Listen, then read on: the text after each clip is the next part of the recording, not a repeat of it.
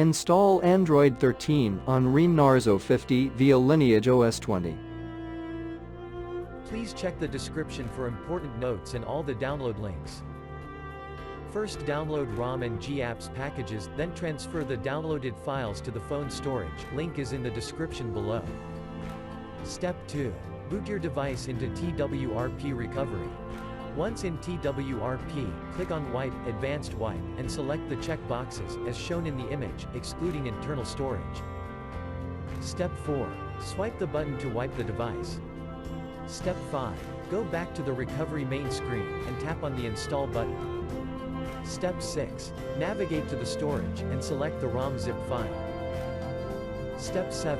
Finally, swipe the button on the screen to install ROM file.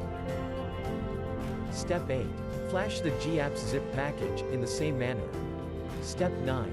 After GApps flashing completes, select Wipe Cache and Dalvik from bottom left side of screen, and swipe to wipe. Step 10.